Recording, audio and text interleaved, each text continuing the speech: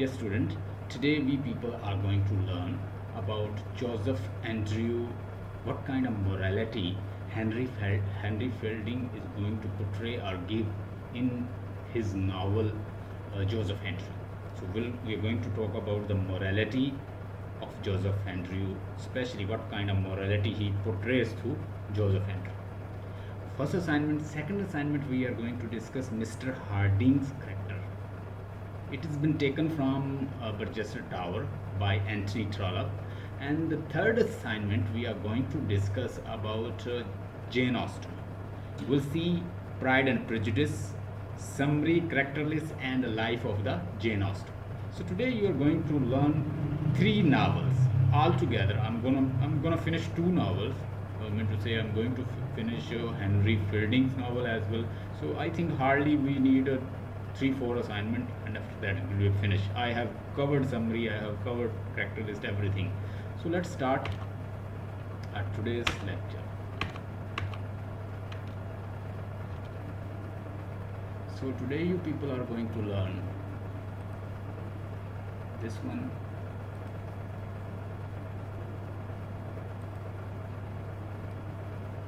Henry Fielding concept of morality. What kind of morality he wants to give you? He is talking about Mrs. Slipslop. He is talking about Lady Booby.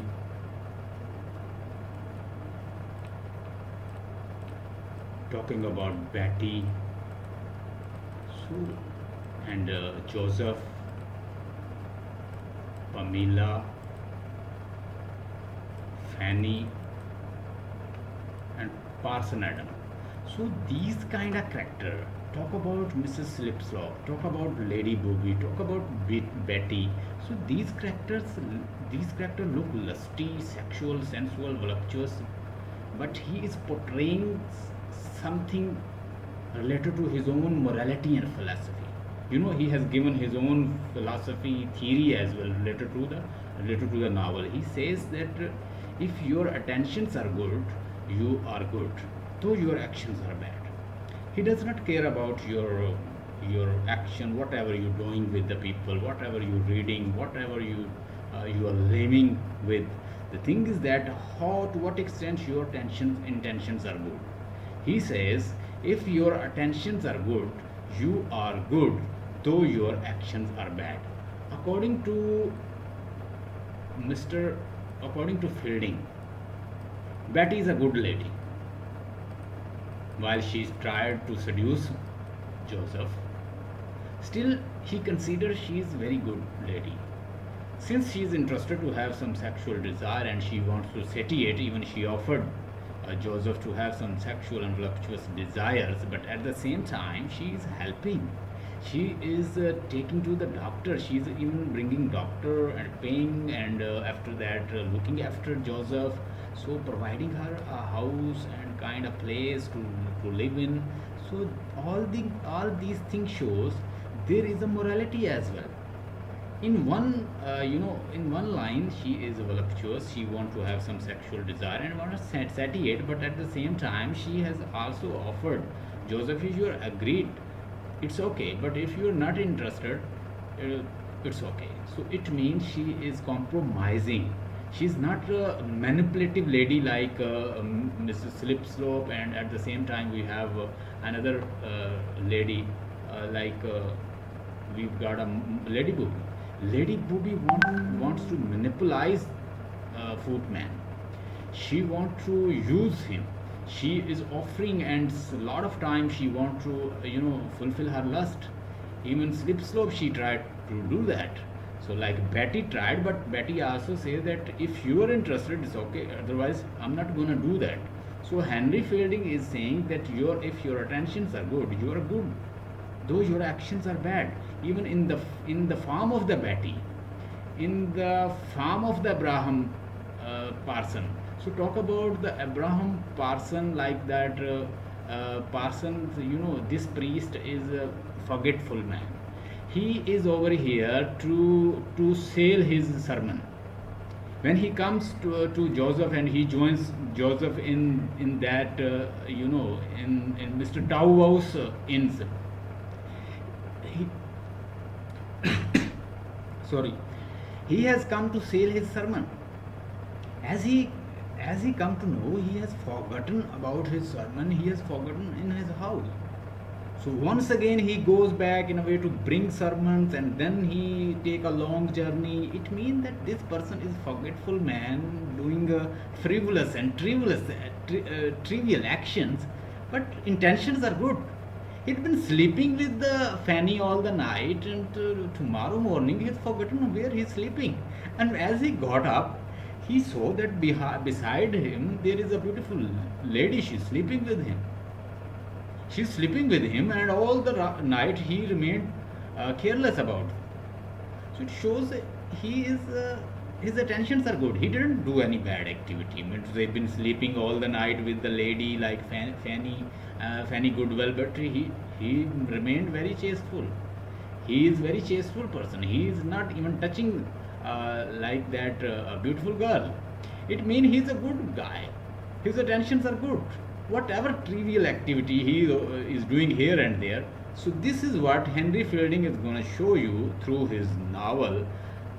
If your attentions are good, if you are attentionally you are good, you are a good person. So let's see some points related to this. आपने इससे related topic देख लेना है, उस topic से related data आपने provide करना है. एग्जामिनर को चाहिए रिलेटेड डाटा. ठीक है. फील्डिंग क्या कहता है? फील्डिंग कहता है, हेनरी फील्डिंग कहता है कि जज people on the basis of their attentions. पहली बात तो ये है कि हेनरी फील्डिंग जज करता है लोगों को on the basis of their attentions. What kind attentions they है. आप यहाँ पे स्लिप स्लॉप जो है उसको डिफाइन करेंगे कि उसने उसको फुटमैन को, ये लेडी बॉबी का फुटमैन था. फुटमैन मीन सर्वेंट था. 10 साल का था तो जो मिस्टर बॉबी था उसका हस्बैंड था, वो उसे ख़रीद के ले आया था कि वो उसके जानवरों को चारा वगैरह डालेगा, उसका ख्याल रखेगा. ठीक है. तो जैसे ही उसके हस्बैंड की डेथ होती है तो वो लेडी बॉबी उसे कहाँ ले जाती है? लंदन ले जाती है. लंदन उसे वो अपने चैम्बर में बुलाती है. ठीक है. चैम्बर में उसके साथ सेक्सुअली लस्ट पूरी करना चाहती है और उसे ऑफ एंड ऑन बुलाती है और उसको बुरी तरह ट्रीट करती है और वो उसे अपनी मदर के जैसा समझता है और बड़ी मुश्किल से उसे जान छुड़वाता है. और वो गुस्से में जब वो उसकी लस्ट को सेटिएट नहीं कर रहा तो अल्टीमेटली वो फैसला करती है कि वो उसे घर से निकाल देगी. वो उसे घर से निकाल देती है तो वो अल्टीमेटली वहाँ से चल पड़ता है और हम देखते हैं कि रास्ते में बहुत सारे जो रॉबर हैं वो उसको घेर लेते हैं और वो जो रॉबर हैं वो क्या करते हैं उसके साथ, उसके कपड़े उतार देते हैं, उसे मारते हैं, पीटते हैं. बिल्कुल वाउंडेड हालत में उसके कपड़े, इवन के कपड़े भी उतार के ले जाते हैं और वो डिच में उसे फेंक देते हैं. और वहाँ पे बिल्कुल न्यूड बैठा हुआ है. यहाँ पे वो बेहिसी को डिस्कस करता है. कैलसनेस, सफाकियत, माशरे की बेहिसी को वो एक्सपोज करता है और उनके चेहरे से जो नकाब पहने हुए हैं उस जेंटल मैनलीनेस के वो उतार के फाड़ के उतारता है और उन्हें दिखाता है उनके real face, which kind of people they are.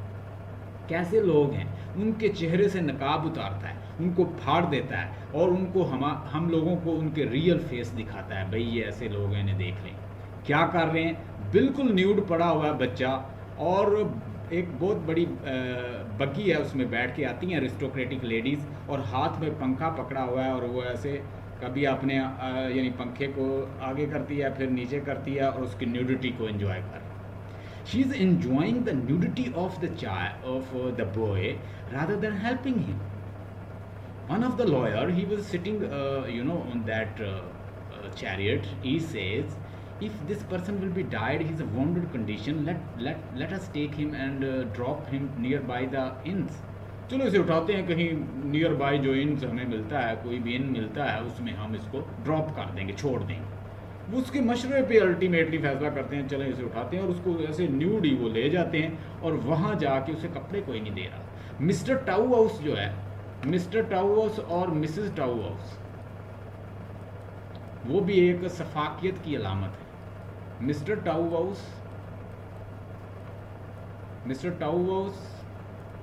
और मिसेस टाउहाउस. मिस्टर टाउहाउस जो उसे कपड़े नहीं देती, घर में उसके पास पैसे नहीं हैं तो वो उसे स्टे करने नहीं देती, तो अल्टीमेटली उसे कौन लेके जाती है? गरीब औरत होती है, बेटी। बेटी एक पुअर लेडी है, वर्कर है वहाँ पे, वो उसे ले जाती है, उसका ख्याल रखती है, लेकिन she wants to satiate her lust as well. वो भी लस्टफुल है और वो अपनी लस्ट को जोसेफ के साथ भिजाना चाहती है, लेकिन जोसेफ ने कहा कि वो फैनी से मोहब्बत करता है, वो कभी भी फैनी को धोखा नहीं देगा। जब वो उससे मायूस होती है तो अल्टीमेटली मिस्टर टाउवस, जो बहुत काफ़ी दिनों से उसके पीछे लगा होता है, और वो अपनी हवस जो है मिस्टर टाउवस के साथ भिजाती है, और वहाँ से उसकी वाइफ जो है उसे रेड हैंडेड पकड़ लेती है। तो यहाँ पे वो दिखा रहा है कि किस तरह सोसाइटी है, कितनी वलप्चुअस है, कितनी सेक्सुअल है, कितने लोग वो इस चीज़ के भूखे हैं। And he is showing there real face, how they live, how they react, what kind of people they are, and he is telling the reality। इसको कहते हैं कि फील्डिंग ने पहली दफ़ा ऐसी रियल लाइफ दिखाई कि जो इंसान हमारे जैसे हैं, हमारी सोसाइटी में रहते हैं, क्योंकि इंग्लैंड की सोसाइटी जो है उसमें ये सेक्सुअलिटी, ये सेंशुअल, ये सेक्सुअलिटी और ये एक्टिविटीज़ जो हैं वो आम है, तो उसने वो सोसाइटी दिखाई है। आजकल तो हर कहीं आम है, तो वो रियलिटी दिखाई है। Fielding exposes the callousness. अब यहाँ पे तो हमने डिस्कशन करना ना कि किन किन की अटेंशन ठीक है, किन की बुरी है। आप यहाँ पे कैरेक्टर को ऐसा कर लें, मिस्टर विल्सन जो है वो अच्छा इंसान था, उसको बता दें, आप बता दें, यहाँ पे बेटी को बता दें, टेंशन ठीक थी लेकिन जैसी भी वो थी। यहाँ पे बता दें, फैनी को बता दें, ठीक है, फैनी गुडविल को बता दें, यहाँ पे जोसेफ को डिस्कस कर दें, यहाँ पे पामीला को डिस्कस कर दें जो सिस्टर थी। मीला किसकी सिस्टर थी? जोसेफ की। यहाँ पे डिस्कस कर दें। दूसरी साइड पे एक हमारे पास करेक्टर और भी है, बेटी, फैनी, जोसेफ, पामीला, और कौन सा करेक्टर जो अच्छा है? तो अब्राहम पार्सन, वो पार्सन को डिस्कस करते हैं जो प्रीस्ट है, जो उनको नसीहतें करता रहता है, यानी वो ट्रिवियल काम तो करता रहता है, फ्रीवुलस, बड़ा फ़नी सा करेक्टर है, लेकिन साथ साथ हमने देखा कि उसकी अटेंशन ठीक है, वो सारी रात फैनी के साथ सोया रहता है, लेकिन उसे पता ही नहीं चलता वो कहाँ सोया। वो ऐसे करता है, वो इतना यानी नॉनसेंस है कि वो घर से बेचने आया सरमन, और उसे पता चलता है कि वो सरमन मीन के जो वाज उसने लिखे हुए हैं वो फिर लेने चला जाता है, यानी वो कहता है, और वो नसीहतें कर रहा होता है पार्सन इसको, जोसेफ और फैनी को, कि तुमने स्ट्रेट फर्स्ट रहना है, पक्के रहना है, डोलना नहीं है। उसे पता चलता है उसका बेटा डूब गया तो वो दौड़ पड़ता है, इमोशनल हो जाता है, और बाद में पता चलता है कि उसको किसी पैडलर ने, अच्छा पैडलर को डिस्कस कर सकते जो फेरी वाला होता है, यहाँ पे पैडलर को डिस्कस करें जो उनका किराया देता है, इंस का फेयर जो है, इंस फेयर जो है वो अदा करता है, वो कौन है उसको भी आप डिस्कस करें। और यहाँ पे एक करेक्टर इस साइड पे हमने स्लिप स्लॉप को डिस्कस करना है, क्योंकि ये सारी लस्टी थी और इनकी इंटेंशन भी बुरी थी। यहाँ पे आपने ड्यूड डेपर जो है, ड्यूड डेपर एक जो हायर करती है, वो रेप करने की कोशिश करता है। यहाँ पे आपने स्क्वायर को करना है, स्क्वायर जो है उसको अगवा करना चाहता था और डालना पार्सन एडम और इसके ऊपर जोसेफ पे चाहता था, वो आपने डिस्कस करना है। आपने यहाँ पे डिस्कस करना है दूसरी साइड पे जो बुरे करैक्टर हैं, आपने यहाँ पे डिस्कस करना है और कौन कौन सा बुरा करैक्टर है आपको, लेडी बूबी, ठीक है। इस तरह जो बुरे करैक्टर हैं उनको आपने यहाँ पे 2-3 पैरे आपके बन सकते हैं, इवन 2 बना सकते हैं आप, इसके बना लें। Fielding exposes the callousness and in, ये तो मैंने ये एक बताया अभी आपको, यानी एक पॉइंट में इतना कुछ आपको मिल गया है, बाकी आपने उसको पढ़ना ज़रूर है, पढ़ेंगी तो यही चीज़ें उधर लिखी हैं। दूसरी, Fielding exposes the callousness, callousness होता है सफाकी, इनह्यूमैनिटी, गैर इंसानी of the Fielding's attack on the vanity, vanity होता है दिखावा, हिपोक्रेसी, मुनाफकत। अच्छा जी, किस किस पे, अब यहाँ पे आपने एक सीन लेना है कि इंसान कितने इनह्यूमन और हिपोक्रेसी है उनके साथ, कि न्यूडिटी को एंजॉय कर रहे हैं। एक बॉय की नॉट हेल्पिंग, कि उसे कोई कपड़ा दे दें, ठीक है। यहाँ पे लेडी बूबी भी आ जाएगी, हिपोक्रेसी, लेडी बनी हुई, लेडी मीन अरिस्टोक्रेटिक लेडी है, लेकिन वो अंदर से कैसी है, शैलो है, शैलोनेस है उसकी, शैलोनेस दिखानी है, हिपोक्रेसी दिखानी है, ठीक, स्लिप स्लॉप की दिखानी है, हिपोक्रेसी, ठीक है। यहाँ पे बेटी को भी डिस्कस कर देना। इस तरह जो सारे करैक्टर हैं उनको डिस्कस कर देना। तो यहाँ पे हम पता चल जाएगा किस तरह के ये करैक्टर हैं, ये क्या कर रहे हैं, इन ह्यूमन कैसे हैं।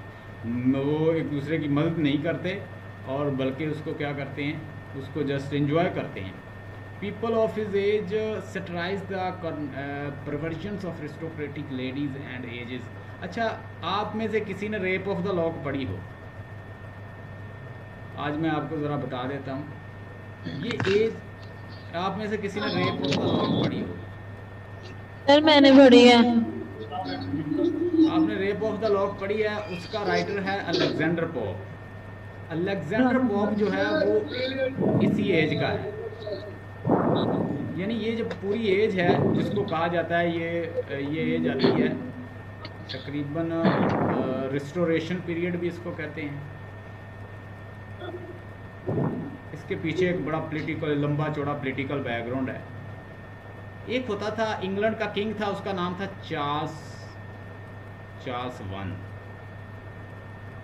ठीक है। मैं आपको अब थोड़ा सा बैकग्राउंड बताने लगा। चार्ल्स वन इंग्लैंड का किंग था और ये बड़ा वलप्चुअस किंग था और अपनी मर्जी करता, किसी की बात ना सुनता, पार्लियामेंट को मुंह ना लगाता और ये करता था हुकूमत डिक्टेटरशिप के थ्रू। ये वहाँ के जो मकामी लोग थे वो थे प्योरिटन, ज़्यादा थे वहाँ पे प्योरिटन। ये प्योरिटन जो हैं ये बड़े मजहबी लोग होते हैं, ये अकीदा निकला है, यानी रोमन कैथोलिक्स के अंदर से ये एक अकीदा निकला है। इनका अकीदा ये है कि इन्होंने रिजेक्ट कर दिया था रोमन कैथोलिक बिलीफ को। ये कहते हैं कि इंसान को लेस जो है दुनिया को एंजॉय करना चाहिए। हम यहाँ पे पहले ही गुनाहगार हैं। वो कहते हैं ना, जैसे एडम ईव ने वो ग्रेन्स को खा लिया था, फ्रूट को, और वो सारे उसकी वजह से क्या हो गए, हम सारे लोग गुनाहगार हो गए, ठीक है, क्योंकि हमारी मदर जो है ईव, जो उसने गुनाह किया था और हम पहले ही गुनाहगार हैं। कहता है यहाँ पे आगे ज़्यादा गुनाह थोड़ा करना है। अगर हमने ट्रू सन ऑफ गॉड बनना है तो प्योरिटन का बिलीव है कि हमें less sexual activity, less eating, less sleeping, ज़्यादा से ज़्यादा इबादत, ज़्यादा से ज़्यादा प्यार मोहब्बत, ज़्यादा से ज़्यादा एक दूसरे के साथ अच्छाई करनी चाहिए, बुराइयों से बचना चाहिए, लस्ट से, ल्यूडनेस से, वलप्चुअसनेस से, सेक्सुअलिटी से, न्यूडिटी से, सेकुलरिज्म से, इन चीज़ों से बड़े दूर रहते। अब चार्ल्स वन जो है इसकी 1000 पर मिस्ट्रेस थी और ये अपनी बातें करता, एंजॉय करता बड़ा। ये इसको पकड़ते हैं, इसको बिहेडेड कर देते हैं। इसका बेटा होता है चार्ल्स टू और इसकी जो वाइफ है वो दोनों दौड़ के फ्रांस चले जाते हैं। अब ये प्योरिटन जो है, ये एज बनती है फिर मिल्टन की। ये मिल्टन भी प्योरिटन था, वो इनका हामी था इन प्योरिटन, इनकी फेवर में वो लिखता था मिल्टन। जॉन मिल्टन की पैराडाइज लॉस्ट आपने पढ़ी। अच्छा, जब जॉन मिल्टन की, जब ये इतना तंग करते हैं इंग्लैंड के लोगों को, उनके जो ड्रामा वो बंद कर देते हैं, उनकी स्टेज ड्रामा बंद कर देते हैं, जहाँ लोग इंटरटेनमेंट करते हैं, जो शेक्सपियर ने बनाए थे, ठीक है, एलिजाबेथन एज में जो बड़े बने थे वो सारे इनके बंद कर दिए, इंजॉयमेंट बंद कर दी, फन बंद कर दी, पोएट भी जो बुरा लिखते उसे बंद, सिर्फ जी आप मैरी पे, क्राइस्ट पे या गॉड पे लिखना है, और वो भी अप्रूव करवाना है आपने प्योरिटन से। प्योरिटन ने इतना दबाया इंग्लैंड के लोगों को कि ये फिर बुलाने लग गए चार्ल्स टू को। चार्ल्स टू आप आए, हम तुम्हारे साथ हैं, हमारी जान छुड़ाएं। चार्ल्स टू उधर से आता है, प्योरिटन का जो लीडर होता है ओलिवर क्रॉमवेल, उसकी डेथ हो जाती है और ये चार्ल्स टू आके फिर कब्जा कर लेता है, ठीक है। कुछ अंदरूनी सपोर्ट, कुछ बाहर से सपोर्ट लेता है फ्रांस से। अब जैसे ही चार्ल्स टू आता है तो पहले मिल्टन जैसे जितने भी लोग थे उनको पकड़ पकड़ के जेल में डालता है, ठीक है। फिर चार्ल्स टू को पता चलता है कि प्योरिटन को काबू करना आसान नहीं है, इंग्लैंड में ज़्यादा इनकी तादाद है। वो इनको फिर आम माफ़ी का ऐलान करता है, उसमें मिल्टन को भी माफ़ी मिल जाती है। उस दौरान रिस्टोरेशन एज, उसको कहा जाता है रिस्टोरेशन एज, उसका जो बड़ा राइटर था उसका नाम था ड्राइडन, जॉन ड्राइडन, वो लीडिंग करैक्टर था। अब वो सारी एज जो है ना वो स्टायर की एज है। उसमें क्या था, स्टायर ज़्यादा हो रहा था। स्टायर पे लिखा है, जोनाथन स्विफ्ट का नाम सुना होगा, अलेक्जेंडर पॉप का नाम सुना होगा। उसमें 3 बड़े राइटर आए हैं रिस्टोरेशन एज में। उसके बाद जो न्यू क्लासिकल एज उसको कहा जाता है, उस न्यू क्लासिकल एज में 3 बड़े राइटर आए। एक का नाम है ड्राइडन, एक का नाम है पॉप और एक का नाम है जॉनसन। और इनके अंदर ये भी छोटे मोटे यानी राइटर थे जो डिफरेंट, कोई पोइट्री में काम कर रहा था, कोई ड्रामा में काम कर रहा था, कोई नावल में काम, नावल यानी 18th सेंचुरी में है। ये 18th सेंचुरी के पोएट और राइटर हैं और उनमें ही आता है हमारा पोएट हेनरी फील्डिंग। ये देखें, मैंने सारा बैकग्राउंड आपको बता दिया, इससे आप जितने मर्जी पेजेस लिख सकते हैं, इससे रिलेट कर सकते हैं। यानी ये 18th सेंचुरी का ही हमारा राइटर है और उसमें वर्क हो रहा था पोइट्री में, ठीक है। और नावल में, नावल आया था उस वक्त नया नया, रिचर्डसन आ गया, ठीक है, डैनियल डिफो, और उसके बाद हमारा ये Henry fielding, father of English novel इसे कहा जाता है। फादर ऑफ नावल अगर पूछ लें तो ये है। यानी पोइट्री में वर्क हो रहा था, नावल में वर्क हो रहा था, ड्रामा में वर्क हो रहा था। बताएं भी, इस तरह की चीज़ें किताबों पे लिखी होती हैं, कोई आपको ये चीज़ें नहीं बताएगा, बल्कि किताबों पे ये लिखा ही नहीं होता, क्योंकि हम सारा दिन रिसर्च करते रहते हैं, हमें इन चीज़ों का पता है। सेटराइज, आप देखें उस दौर में ये वर्क हो रहा था। मैंने सेटराइज द परवर्जन्स, जो परवर्जन हो रही थी या ऑफ द अरिस्टोक्रेटिक लेडीज़ जो कर रही थी, जैसे बेलिंडा की शक्ल में उसने कितना स्टायर किया है कि वो सुबह उठती है, बैलेट जो बिलेट बॉक्स जो हैं उसके बिले डॉग्स जो हैं वो जो हैं उनके सामने खड़े होते हैं, ठीक है, लव लेटर पड़े होते हैं, ठीक है, बॉक्स उसके पास कॉस्मेटिक जो खुला है, और जो एरियल स्पिरिट है वो उसके पास है, कुत्ता जो है उसका पाँव चाटता है, और वो सारी जो लेडीज़ की अरिस्टोक्रेटिक लेडीज़ जो आपको पता है आज भी इंग्लिश लेडीज़ जो हैं वो डॉग्स उन्होंने रखे होते हैं, वो डॉग्स के साथ सफ़र करती हैं, उनको किस करती रहती हैं। तो ये सारे, वो कहता है कि या हस्बैंड मार जाए या डॉग मार जाए एक बराबर, या किसी की वर्जिनिटी लॉस हो जाए, या अपनी इज्जत खो बैठे, अपनी चेस्टी खो दे, या कहता है कि वो अपना कोई कॉस्मेटिक खो दे, वो बराबर है। यानी चाइना बेसन टूट जाए, कोई प्याला टूट जाए, या उनकी वर्जिनिटी या उनकी चेस्टी लॉस हो जाए, कहता है एक चीज़, पता ना चले माशरे को, जो मर्जी करते हो, उनके ज़रिए उनके लिए ये चीज़ें एक हैं। अब satirize the provisions of the aristocratic ladies of the age through the Lady Booby's. आप देखें ये भी लेडी बूबी कौन है, बताएं मुझे, अरिस्टोक्रेटिक है या कोई मिडिल क्लास की है? क्योंकि लेडी बूबी जो है वो अपर क्लास की है या मिडिल क्लास की? अपर क्लास है। और ब्लिंडा किस क्लास की थी? ब्लिंडा किस क्लास की थी? बोला करो, ब्लिंडा किस क्लास की? ब्लिंडा भी अपर क्लास की है। यानी ब्लिंडा भी अपर क्लास की है, ये अरिस्टोक्रेटिक भी अपर क्लास की, लेडी बूबी भी अपर क्लास। इसका मतलब अरिस्टोक्रेटिक जितनी भी लेडीज हैं उनको ये पोएट राइटर स्टार कर रहे थे, चाहे वो कौन हो, हेनरी फील्डिंग हो, चाहे वो पोप हो, चाहे वो, यानी मेन इन्होंने इंसानों के ऊपर लिखते थे। मैन जो था उनका सेंट्रल टॉपिक होता था इंसानों का। जैसे वो कहता है ना, don't scan the God, don't scan God, God को स्कैन ना करो, proper study of man is a man. Alexander Pope ने कहा कि इंसान को स्टडी करो, इंसान पे फोकस करते। Their pretty eyes rose, charm strike the sight, merit win the soul. And he always write in a hero couplet. Hero couplet mean 2 lines. Hero couplet का मतलब क्या होता है कि 2 lines और 2 line ही rhymed हैं, उसको कहते हैं heroic couplet. And hero couplet का concept जो है उससे पहले दे चुका था ड्राइडन, और उसको फिर इंडोर्स एक्सेप्ट करता है और उसको लाइक करता है पोप। उससे पहले आया था ड्राइडन। जॉन ड्राइडन जो है वो अपनी एज का बहुत बड़ा पोएट है। जॉन ड्राइडन, उसने पूरी एज को डोमिनेट किया है। उसके बाद पॉप आ गया, पॉप की एज, पॉप से भी अपनी एक उसकी एज जानी जाती है। उसके बाद जॉनसन आ गया, बहुत बड़ा पोएट है। ये सारे इसी सेटरिस्ट थे, ये सारे स्टार करने वाले थे। और फिर उसके बाद जोनाथन स्विफ्ट जो है वो अलेक्जेंडर पॉप का दोस्त था, हमने पढ़ा, याद करें, हमने गलिवर ट्रैवल पढ़ा, आपने पढ़ा था गलिवर ट्रैवल। तो गलिवर ट्रैवल के अंदर हम देखते हैं तो किस तरह बिटरली स्टार करता है वो। उसके बाद ये तो हो गया सर, सेटराइज द परवर्जन यानी लेडी बूबी, और इसमें डिस्कस कर देना ये सारे पोएट राइटर ही ऐसे थे, वो एज ही स्टायर की थी। Moral depravity of the high class people is expose through the story of Leonora. Story of Leonora and mister Wilson के थ्रू जो है वो डिप्टी ऑफ हाई क्लास जो है पीपल जो है वो एक्सपोज की गई है। मिस्टर विल्सन कहता है कि वो बहुत गरीब होता है, वो अपनी टेल सुनाता है, ठीक है, यानी एपिक का असूल है कि एपिक के अंदर टेल्स होती हैं। विल्सन कहता है कि वो बहुत गरीब था, जुआ खेलता था, शराब पीता था। आखिरकार यूँ हुआ कि उसने एक टिकट खरीदी, वो डोर टू डोर फिरा, और वो जब टिकट खरीदता है, टिकट जो है उसे पैसों की ज़रूरत होती है, वो बेचता है एक रिच मैन को, और वो रिच मैन उससे टिकट तो खरीद लेता है। अब वो सम हो जेल में चला गया है, लेकिन कहता है कि जब वो छूट के आया तो उसे पता चला कि जो उसने जो टिकट ली है वो उसका नाम निकल आया है। वो तो बेसिकली तो उसकी थी बेचारे की ज़रूरत। उसकी बेटी जो होती है जो टिकट खरीदता है उसे तरस आता है, वो इसे शादी कर लेती है। फिर उसकी ज़रा उसके साथ उसको लेके तो फिर ये कंट्री साइड एरिया पे आके आबाद हो गया, और एक बेटा था उसका खो गया, उसका नाम जोसेफ था, और उसके जिस्म पे एक स्ट्रॉबेरी का एक मार्क बना हुआ है। यानी वो अपनी टेल्स सुनाता है। इसी तरह लेनारा की टेल्स है। तो ये जो टेल्स हैं ये क्या बताती हैं? ये टेल्स बताती हैं डिप्रिविटी किन की? सोशल मॉरल डिप्रिविटी जो है वो लॉस हो चुकी है हाई क्लास से। वो तरस नहीं खाते कि चलो यार पैसों की ज़रूरत है वैसे ही दे दूँ, तो वो क्या उसको एक्सप्लॉइट करते हैं गरीब को। His contempt of the clergyman जज एंड द मटीरियल। जज जो है वो क्या फैसला करने लगता है भाई? देखें, जब वो स्क्वायर उन पर इल्ज़ाम लगाता है कि ये लेडी फैनी को ये अगवा कर लेते हैं, खुद गवाह कर लेता है अगवा और इल्ज़ाम लगा देता है। उसके पास वो चर्चमैन के पास जब वो प्री क्लर्जीमैन और उसके पास जाते, जज के पास बात जाती है, वो खुद भी जज रहा है ये हेनरी फील्डिंग।